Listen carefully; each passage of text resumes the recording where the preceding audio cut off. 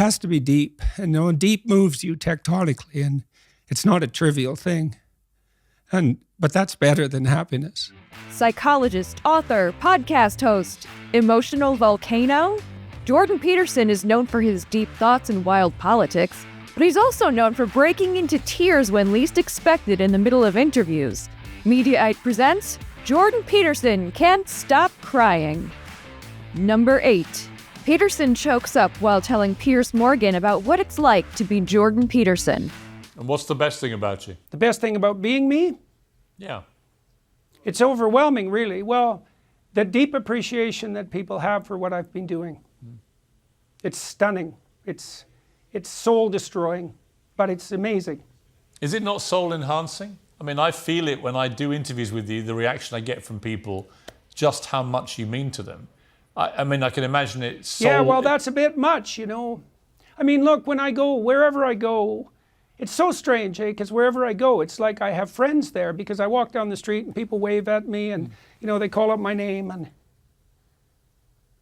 it's a bit much. It's a strange thing to have far more than you could ever imagine. What do you mean?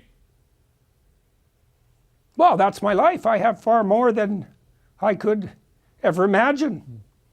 I didn't think it was possible.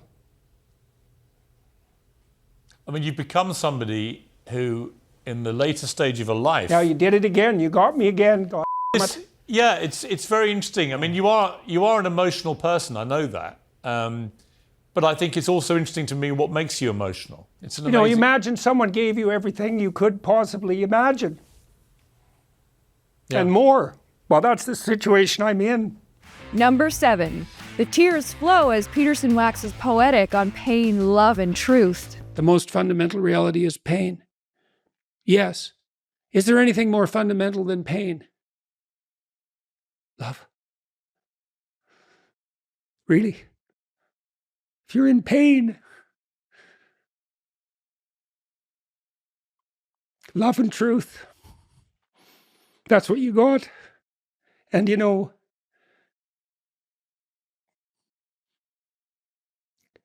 if they're more powerful than pain, maybe they're the most real things. Number 6. Peterson gets emotional while telling Joe Rogan about a father and son. We were walking down the street and this car pulled up beside us and this kid hopped out. And he's a good-looking Latino kid, 20, 21, something like that. He jumped over and he said, he's all excited. He said, "Are you Dr. Peterson?" I said, yeah. And he said, "I'm really, really happy to meet you. I've been watching your lectures for like a year and a half and I've been trying to put my life together and it's really working. I'm really doing way better. I really wanted to thank you." And so it's lovely, when you're walking down a kind of rough area and somebody pulls up beside you and they jump out of the car to tell you how much better their life is. That's a pretty good morning. And so, but then that isn't all that happened. He ran back to his car. He said, wait a minute. He went back to his car and he got out his dad and they came over together and his dad was just smiling away, like a real smile, And so was the kid, and they had their arms around each other, and they said, "Look, like we've really been working on our relationship for the last year and a half, and it's going just great. We want to thank you." And the father said something like, "I'm really happy that you got my son back to me." It's like, yes, that's what this bloody tour has been like. It's great. You're getting very emotional about this. Well, it's something, Joe. Jesus, I've seen like 150,000 people in the last 2 months. And this is what it's... Well, you'll have a chance to talk to Ruben about this too. This is what it's been like. It's so positive. I can't believe it. Number 5. A lecture is interrupted by Peterson's lament over demoralized young people. That's no message for young people. There's no excuse for that. And you think, well, we're going to destroy the planet. We have to do this. We have to demoralize the youth to be ethical. It's like, yeah, really, that's your theory? You're going to demoralize young people to be ethical? That's your theory? It's like, you should go home and think about that for like a year. And I'm passionate about this, because you have no idea how many people that's killing. You have no idea. I see people everywhere, all over the world. They're so demoralized, especially young people with a conscience, because they've been told since they were little that there's nothing to them but corruption and power. It's like, how the hell do you expect them to react? Well, I shouldn't do anything then, Number 4, the power of Christ compels him to cry. So what you have in the figure of Christ is an actual person who actually lived, plus a myth. And in some sense, Christ is the union of those two things. The problem is I probably believe that, but I don't know. I'm amazed at my own belief, and I don't understand it. Like, because I've seen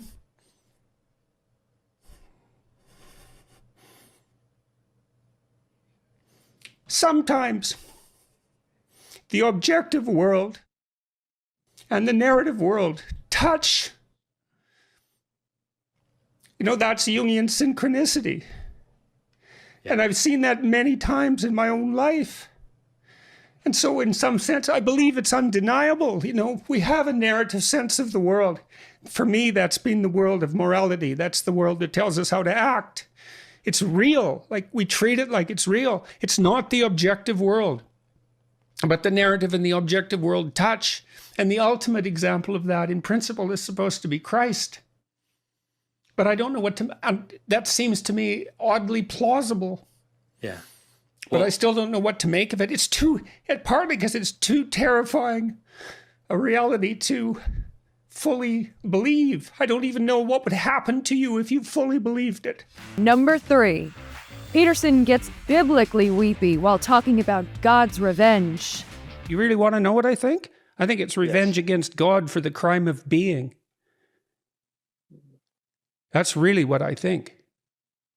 It's Cain and Cain and Abel. It's like, oh, Abel's your guy, eh? God, how about if I take him out in the field and beat him to death? How do you feel about that? All my sacrifices went unrewarded.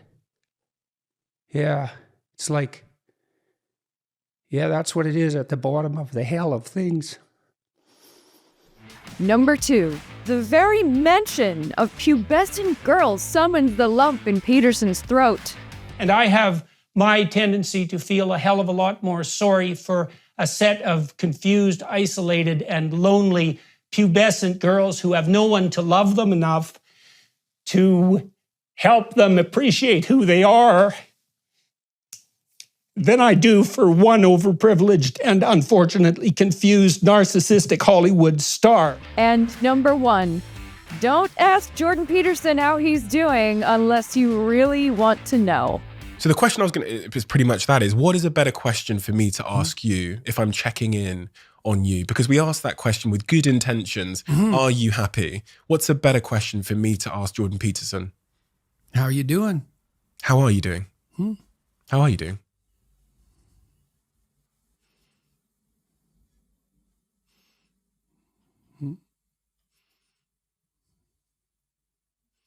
Brilliantly and terribly.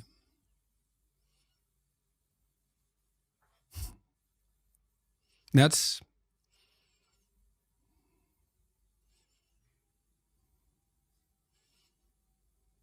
when you listen to a profound piece of music, one that sort of spans the whole emotional experience, there's this admission of a deep suffering at the same time as you get the beautiful transcendence of the music. And that's meaning, that's awful in the most fundamental sense, but you need an antidote to suffering, and it has to be deep. And deep moves you tectonically, and it's not a trivial thing. But that's better than happiness. And maybe if you're lucky while you're pursuing that and while you're immersed in it, you get to be happy, and you should fall on your knees and be grateful for that when it happens. It's a gift. It really is a gift. And it comes upon you unexpectedly, your happiness, But you aim to climb uphill to the highest peak you can possibly envision. And that's better than happiness. Is there such a thing as frequent crier miles? Because Peterson has racked them up. For more videos like this one, subscribe to Mediaite on YouTube.